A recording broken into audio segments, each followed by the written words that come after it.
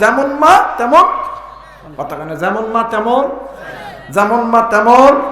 আর আমার দেশের মাগুলা high high রে, সন্তান হাই হাই, সন্তান যায়, সন্তানের গায়ে কাপড় থাক চাই না থাক, কথা কয় না, জোরে কয় না। সন্তান যায় অর্ধ উলঙ্গ অবস্থায়, যদি মসজিদের ইমাম মুয়াজ্জিন ডাক দিয়ে কইছে আসি আপনার মেয়েকে একটু কোয়েন বা একটু পর্দা দান করে, ওই হুজুর কি আর কইতা, ছোট ছোট বাচ্চা এটা আবার কি বোঝে, কদিন পরে ঠিকই হয়ে যাবে, কথা কয় না, জোরে কয় না। বাবা আপনার সন্তান ছোট, আপনার ছেলে ছোট, আপনার মেয়ে ছোট, আপনার মেয়ে অ্যান্ড্রয়েড ফোন চালায়া চালায়া কোন কোন স্টাইলে শাড়ি পরলে সুন্দর লাগবে, কোথায় কোন অঙ্গ বাহির করে থাকলে পুরুষের আকর্ষণ হবে, আপনার সন্তান এইটা বোঝে।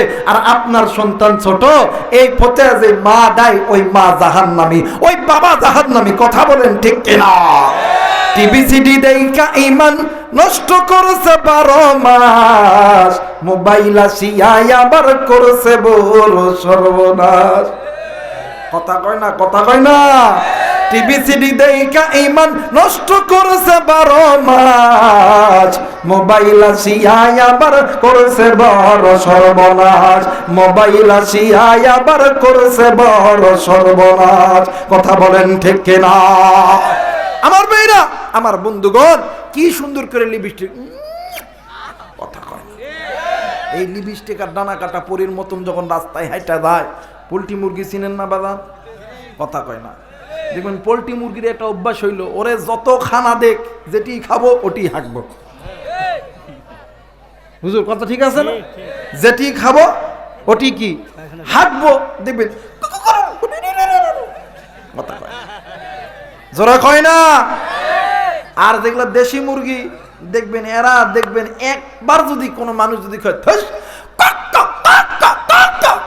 দৌড় দিছে, কথা কয় না।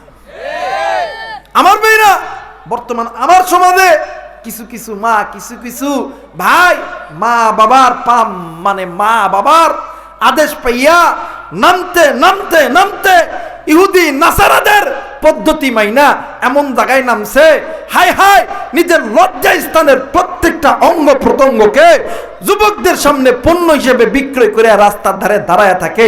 এর সামনে মুরগি যায় না, মুরব্বি যায়, এমপি যায় না, মন্ত্রী যায়, আলেম যায় না, কে যায়, মগার মতন মুরগির মতন দাঁড়ায় থাকে, কথা কয় না কেন? রাস্তার দুই ধারে সিনেমা হলের পরে শরীরটা খালি করে, ওড়না কাপড় নাই মাথাতে, জাকাতের কাপড়টা একে দিয়ে দে, কথা বলেন ঠিক কিনা? রাস্তার দুই ধারে সিনেমা হলের পরে শরীরটা খালি করে, ওড়না কাপড় নাই মাথাতে, জাকাতের কাপড়টা একে দিয়ে দে, কথা কয় না, কথা কয় না। আমার ভাইরা, আমরা আগের যুগে দেখছি মুরব্বী মহিলারা, গ্রামের মহিলা মা বোনেরা যদি কোনো হুজুর যদি বেগানা পুরুষের সামনে যায়, তড়িৎ গতি করে আস্তাগফিরুল্লাহ নাউযুবিল্লাহ করে দিছে বাড়ির দৌড়। আর এখনকার বাজারে যায়, ধাক্কা লাগে হুজুরের সাথে, হুজুর ধাক্কা লাগে, হুজুর লজ্জায় চইলা যায়, আর ওই জায়গায় এমন করে কথা কয় না, এ যুবক কথা কস না কে? আর এইরকম কইরা যখন যায় বাজারে, আর আমাদের যুবক ভাইরা যখন তাকায়, ইফটিজিং এর মামলা যুবকদেরকে দিয়ে দেয়, জোরা কয় না কেন? আমার ভাইরা, তেঁতুল চেনেন আপনারা? তেঁতুল চেনেন না? দেখবেন তেঁতুল যদি খায়, কথা কয় না, তেঁতুল যদি কেউ দেখায় নাড়ায়, আয়সা যদি কয় এখানে তেঁতুল লড়বই, মুখে পানি আহন যাইব না, এটা কি সম্ভব? জোরা কয় না সম্ভব? সম্ভব না। আর এই তেঁতুল যখন বাজারে দেয়, আমার যুবক ভাইরা ডাক দেখে কি মাল যাচ্ছে রে, কথা কয় না। আর এই যুবক ভাইদের নামে ইফটিজিং এর মামলা করো। আগে মামলা যদি করতে হয়, ওই পোল্ট্রি মুরগির মায়ের বিরুদ্ধে মামলা করা দরকার, বাবার বিরুদ্ধে মামলা করা দরকার, কথা বলেন ঠিক কিনা? আমার ভাইরা, আমার বন্ধুগণ, বলেন তো দেখি, সন্তান খারাপ হয় কাদের জন্য? কথা কয় না, কাদের জন্য? ফ্যাক্টরি যদি ভালো হয় মাল, কথা কয় না, ফ্যাক্টরি ভালো হলে, আর ফ্যাক্টরি যদি খারাপ হয় মাল কোনদিন ভালো হবে? আমার মেয়েরা, মা আর বাবা যদি ভালো হয়, সন্তান খারাপ হবে। এ জায়গায় যারা আমরা আছি, আমরা যদি আজকে সকাল মানে আজকে রাত্রে যাই মানে সন্তানকে আমি তোরে জন্ম দিছি, কাল থেকে ফজরের নামাজ না পড়লে পুটকির চাম থাকতো না, কথা কয় নাকি? রাগ করেন না বাজান, আমি আবার একেবারে স্ত্রী করা বক্তা, এই কারণে অনেকে আমার কয় আইছে, কথা কয় না। আমি কথা কইলেও দোষ, না কইলেও দোষ। অনেকেই কয় কি ওয়াজ করে, কি ওয়াজ করে। আরে ভাই, আমরা একটু ভালোভাবে চলি, গাড়ি চলি, এটা কারো সহ্য হয় না ভাই। তোমার সহ্য না হলে কি হইব? তোমার তো একটা হাত দিলে 5 জনের খাইয়া অভ্যাস, কথা বলেন ঠিক কিনা?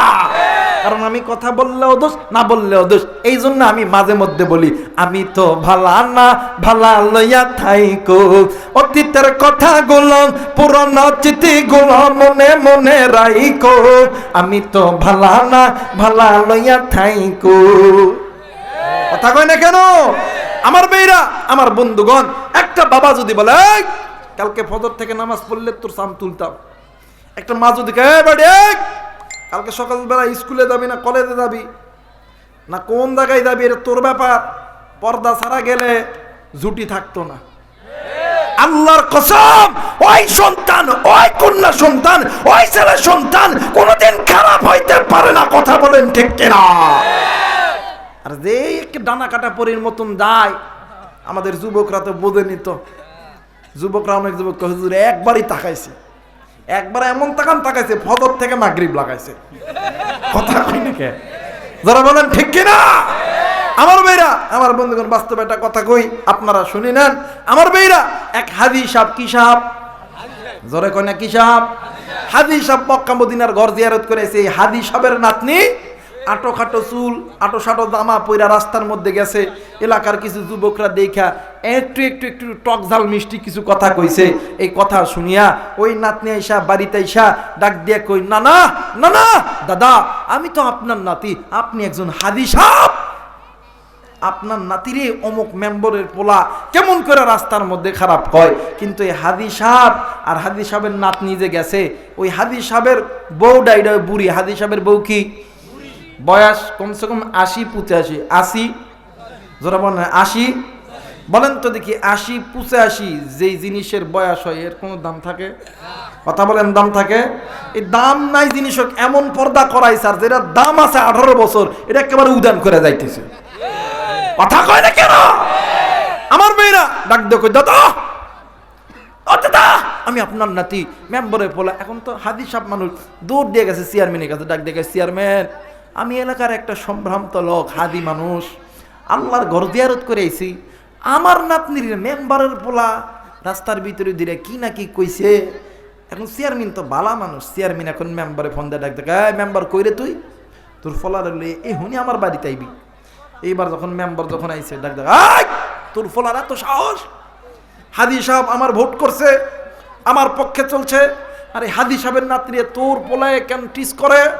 এখন এই ফোলা ডাক দিয়ে কই, চাচা চেয়ারম্যান সাহেব কি রে কইতাম, এই বেডিটা এমন বেটির বেটি, যখন রাস্তা দিয়ে অর্ধ উলঙ্গ হয়ে যায়, আপনি যদি চেয়ারম্যান সাহেব থাকতেন আপনার মুখেও জল চলে আইতো, কথা বলেন ঠিক কিনা? এখন বাপদেরকে বলবো, বাবা আপনি আপনার মেয়েকে পাতলা রন্না কিনে দেন, আপনি আপনার মেয়েকে পাতলা কাপড় কিনে দেন, কিন্তু আপনি মনে করে রাখবেন আপনি না মুসলমান, আপনি নিজেকে মুসলমান দাবি করেন, ইমানদার দাবি করেন, আপনি ইমানদার মুসলমান হওয়ার পরেও কেমন করে আপনি আপনার সন্তানকে পাতলা কাপড় কিনে দেন? ভাইয়া, তুমি তো একদিন আমার মতন যুবক ছিলা, তোমার চোখের সামনে দিয়া কাকের মতন কালো কুসকুসে একটা মেয়ে যখন হেঁটে গিয়েছিল, তখন তোমার খায়েশ হয়েছে, ইচ্ছা হয়েছে, এখন তোমার মেয়ে তো প্যারাগ্রাফ বিউটি, তুমি মুসলমান দাবি করে তোমার মাইয়াকে ব্যবসার উদ্দেশ্যে রাস্তায় নামাও, তুমি মুসলমান হতে পারো না, তুমি ইহুদিদের দালাল, কথা বলেন ঠিক কিনা?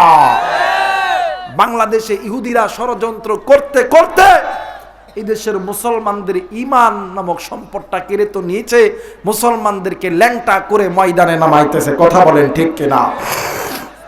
কিন্তু বাদান, ঈমান নামক সম্পদ যাদের অন্তরে থাকবে এরা কোনদিন গুনাহ করতে পারে? যারা বলেন গুনাহ করতে পারে? এরা কোনোদিন গুনাহ করতে পারে না, কারণ এদের অন্তরের মধ্যে কার ভয়?